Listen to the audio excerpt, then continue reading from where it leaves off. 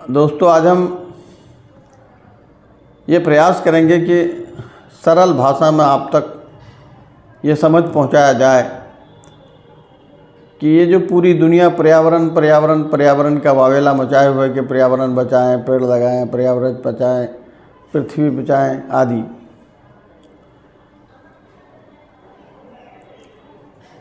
तो आज हम कोशिश करते हैं कि आप तक पर्यावरण की समझ को पहुंचाने का प्रयास करें।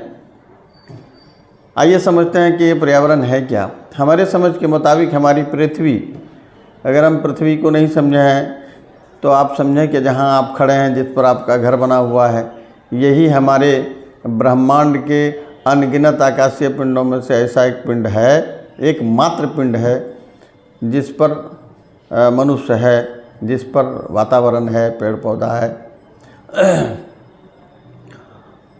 और चूँकि मनुष्य इस पर है और मनुष्य का जीवन कल खतरे में पड़ने वाला है, इसलिए अब जाकर मनुष्य चिंतित है कि भाई पर्यावरण को बचाया जाए। तो हम आप हो सकता है कि कुछ % लोग समझ रहे हैं कि पर्यावरण क्या है, लेकिन बचना तो तमाम लोगों को है। तमाम लोगों को इस ओर पहल करना पड़ेगा कि पर्यावरण को बचाया जाए, तो अगला जानेगा जभी तो बचाएगा। तो आइए आज हम समझते हैं कि पर्यावरण क्या है। परि माने पृथ्वी होता है और आवरण माने होता है ढक्कन, कवर। जिस तरह से हम शर्ट पहने हुए हैं इसको शरीर आवरण कह सकते हैं। अब आइए जाने कि हमारी पृथ्वी को कौन कौन सी चीज़ आवरण के रूप में ऊपर से ढकी हुई है। तो सूर्य प्रकाश, हवा, पानी, मिट्टी, पेड़ पौधा, जीव जंतु, पहाड़ है, पठार है, मैदान है, समंदर है, ये तमाम चीज़ें हमारे पृथ्वी को ऊपर से ढके हुए हैं। जितनी चीज़ों का नाम हमने लिया या जितनी इकाइयों को हम पर्यावरण के अंदर गिन सकते हैं, ये 2 तरह के हैं, जानदार और बेजान। जानदार में केवल 3 चीज़ें हैं, मनुष्य, पेड़ पौधा और जीव जंतु। इसके अतिरिक्त जितनी चीज़ें हैं ये सारी की सारी चीज़ें बेजान है। लेकिन ये जानदार और बेजान दोनों चीज़ों का पारस्परिक अन्योन्याश्रय संबंध है। जब भी पर्यावरण संभव है, जब भी पृथ्वी पर जीव जंतु की कल्पना संभव है। मिसाल के तौर पर हजारों किलोमीटर दूर, बल्कि कहिए लाखों किलोमीटर की दूरी पर सूर्य है, जहाँ से हमें एनर्जी की प्राप्ति, ऊर्जा की प्राप्ति हो रही है। और हमारी धरती पर जीव जंतु का संचालन हो रहा है। एक इकाई सिर्फ सूर्य प्रकाश को पृथ्वी पर तक आने से रोक दिया जाए तो कल्पना करें कि क्या हम जीवित रह पाएंगे? क्या पेड़ पौधे रह लेंगे? क्या पानी का स्वरूप यही रह लेगा? क्या धरती ऐसे ही रह जाएगी? नहीं, कदापि नहीं। फ़र्क पड़ने लगेगा और फ़र्क ऐसा वैसा नहीं पड़ेगा, ज़िंदगी असंभव हो जाएगी। उसी तरह से हवा की बात करें, जान नहीं है हवा में, हवा बेजान है। लेकिन क्या हवा के बगैर हमारी पृथ्वी और पृथ्वी के पर्यावरण का जो संतुलन है वो इसी प्रकार रह पाएगा? मिट्टी की बात करें तो क्या मिट्टी के बगैर ज़िंदगी संभव है? मिट्टी नहीं रहेगी तो पेड़ न उठेगा, पेड़ नहीं उठेगा तो ऑक्सीजन नहीं बनेगी, ऑक्सीजन नहीं बनेगी तो ज़िंदगी असंभव है। क्या पानी के बगैर हम जी लेंगे? फिर मामला वहीं जाता है, न पानी होगा, न मिट्टी होगी, न सूर्य प्रकाश होगा, न पेड़ उठेगा, न ऑक्सीजन बनेगी, न फसल उठेगी, उगेगी। तो फिर हमारे धरती का ये जो खूबसूरत सुनहरा परिवेश है, खूबसूरत माहौल है, जिसे हम पर्यावरण नाम अभी दिया, ये हो पाएगा? संभव है? नहीं है। तो जब हम पर्यावरण की बात करते हैं तो हमें ये समझ आनी चाहिए कि ये तमाम चीज़ें, ये मिट्टी, ये पानी, ये सूर्य प्रकाश, ये धरती, ये भूमिगत जल, ये हवा, ये तमाम चीज़ों का एक अनुपातिक संबंध ऊपर वाले ने बनाकर पृथ्वी पर रखा है, जिसको हम पर्यावरण का नाम देते हैं। इसमें कहीं भी किसी तरह की गड़बड़ी होगी तो फिर बात वही हो जाएगी कि ज़िंदगी क्या है, चंद अनासिर का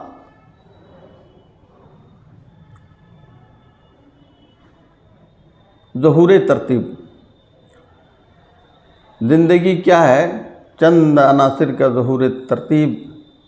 मौत क्या है, इन्हीं अज़दा का परीसा होना वाली बात हो जाएगी। जो शायर ने आज से सैकड़ों साल पहले ये 2 लाइन लिखकर दुनिया वालों को संदेश दिया, उनकी सोच ये थी कि इंसान की ज़िंदगी ये 4-5 चीज़, हवा, पानी, मिट्टी, आग पर निर्भर है। इसका बैलेंस अगर गड़बड़ा जाएगा तो या तो ज़िंदगी ख़त्म हो जाएगी या ज़िंदगी जीने की सरलता ख़त्म हो जाएगी। इसलिए उन्होंने ये लिखा था।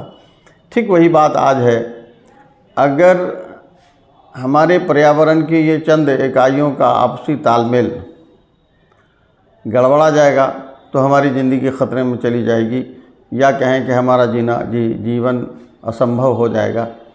क्यों कि हमारा पानी से, हवा से, आग से, सूर्य प्रकाश से, मिट्टी से, जीव जंतु से, सभी से अन्योन्याश्रय संबंध है, नहीं टूटने वाला संबंध है। ये संबंध आपस में अगर गड़बड़ाएगा तो हमारे जीवन की परिकल्पना ही गड़बड़ा जाएगी। इसलिए सावधान रहें। सांप को ये समझकर कि मेरा दुश्मन है मार देते हैं, नहीं। छोटे छोटे कीट पतंगों को ज़रूरत पड़ने पर आप मार देते हैं। या आप किसान अगर हैं, अपने भोजन की जुगत में जब अपने खेत पर दवाई डालने जाते हैं तब आपको पता नहीं होता है कि हम खेत पर दवाई डालने, अपने फसल पर दवाई डालने आए हैं कि हम हमारे मिट्टी में छुपे छोटे छोटे कीट पतंगों को मारने के लिए देने आए। ये पता नहीं चलता है। यही कारण है कि पर्यावरण ज़्यादा तेज़ी से ख़तरे में जा रहा।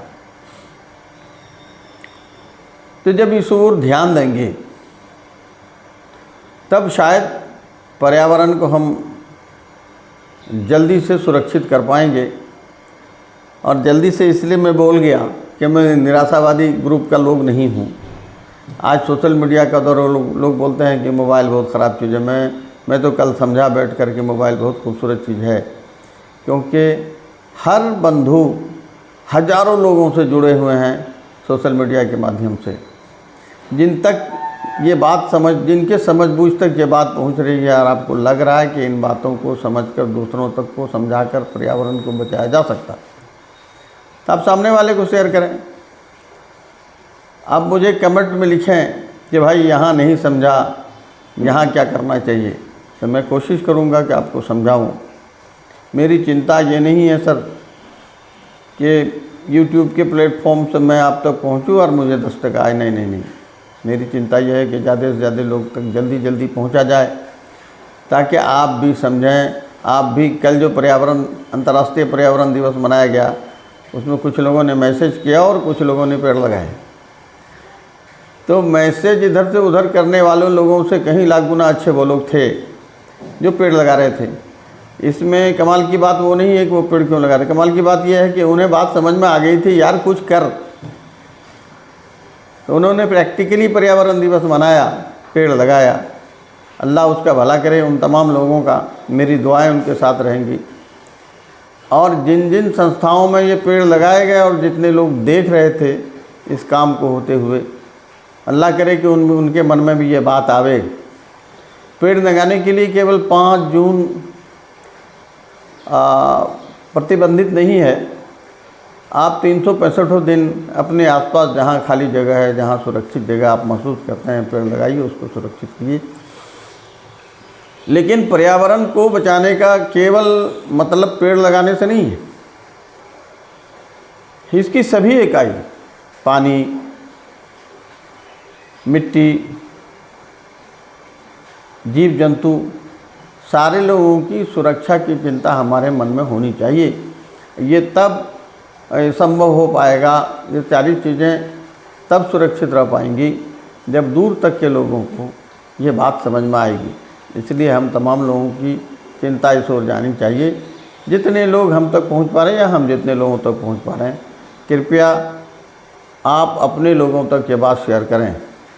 अगर कोई एक पेड़ लगा देता है, कोई अपने घर में किसी काम में इस्तेमाल किए गर्म पानी को धरती पर फेंकने से पहले केवल इतना सोच लेता है कि यार रुको, पानी को ठंडा होने दो, तब ज़मीन पर फेंकोगे, नहीं तो ढेर सारे कीड़े मकोड़े मर जाएंगे।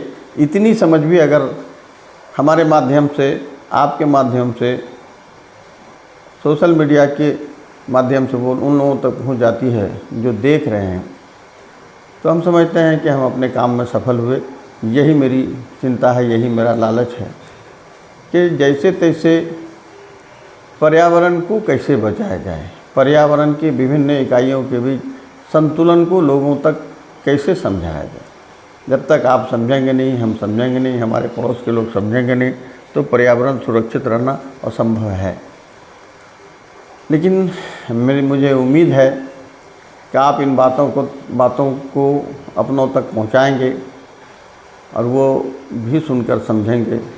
हो सकता है कि मैं जो कुछ बता रहा हूँ उसमें कुछ कमी रह गई है, या मेरे से अधिक सरल भाषा में आप समझा पाते हैं, तो ये प्रयास भी करना चाहिए। आप भी करें, मैं भी समझूंगा, मैं भी लोगों को बताऊंगा। ये काम लेकिन सबके हिस्से का है। सब जब ही कर पाएंगे जब लोगों को ऑक्सीजन की नीड का पता चलेगा, भोजन की नीड का पता चलेगा, मिट्टी की अहमियत का पता चलेगा, तभी कर पाएंगे। इसलिए कृपया इसको शेयर करें, इस पर कमेंट करें, लोगों तक दूर तक शेयर करें।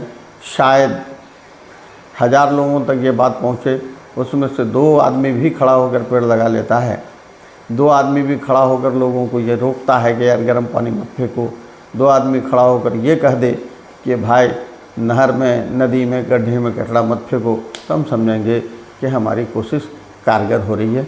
धन्यवाद।